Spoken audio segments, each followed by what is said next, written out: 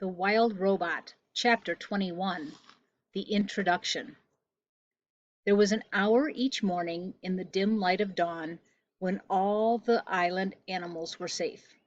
You see, long ago they had agreed not to hunt or harm one another during that hour. They called it the Dawn Truce. Most mornings the island residents would gather in the great meadow and spend the hour chatting with friends. Of course, not everyone attended these gatherings. The bears had never made an appearance, and the vultures just circled high above. But on this particular morning an unusually large group of animals had come out to discuss some very important news.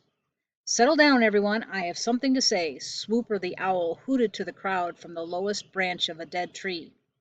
"Last night I saw a mysterious creature right here in the great meadow.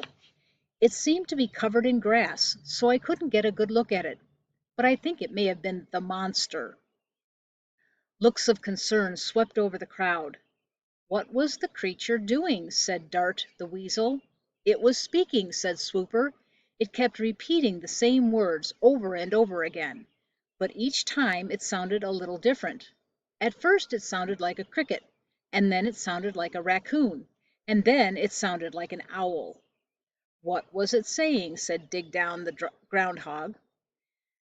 "I could be mistaken," said Swooper, "but I think it was saying, 'Hello, my name is Roz.'"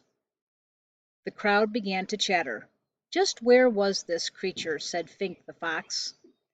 Everyone turned as the owl slowly pointed his wing to a grassy lump in the meadow. It was a rather ordinary looking grassy lump until it began to move. As you probably guessed, that grassy lump was Roz.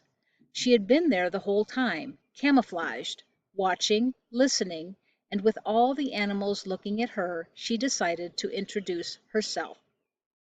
The crowd stared in disbelief as the grassy lump started shaking and bulging upward and crumbling apart, and there was the robot. Then, using her body and voice, the robot spoke to the animals in their own language. "Hello, my name is Roz." The crowd gasped. Swooper fluttered up from his branch and screeched, "It's the monster!" "I am not a monster," said Roz. "I am a robot." A flock of sparrows suddenly took off.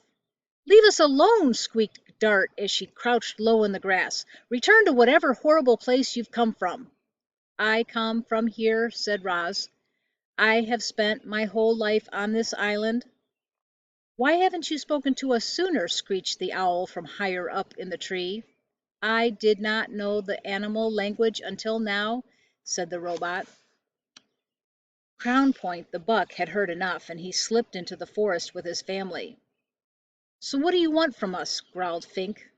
"I have observed that different animals have different ways of surviving," said the robot. "I would like each of you to teach me your survival techniques." "I'm not going to help you," screeched the owl from the very top of the tree. "You seem so unnatural." "The monster is just waiting to gobble us up," shrieked Digdown, and the groundhog disappeared into a hole. "I will not gobble anyone up," said Roz. "I have no need for food." "You don't need food?" Rink relaxed a bit. "Well, I need food, and lots of it. Why don't you make yourself useful and find me some food?" "What would you like me to do?" said Roz. "Can you hunt?" The fox smiled at a hare on the far side of the gathering. "It's almost time for breakfast." "I cannot hunt, but I could gather berries."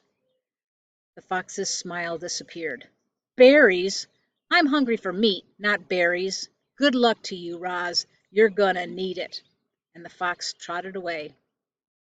Roz looked up at the tree, but the owl had gone, and when the robot looked down again, she realized that everyone else had gone too.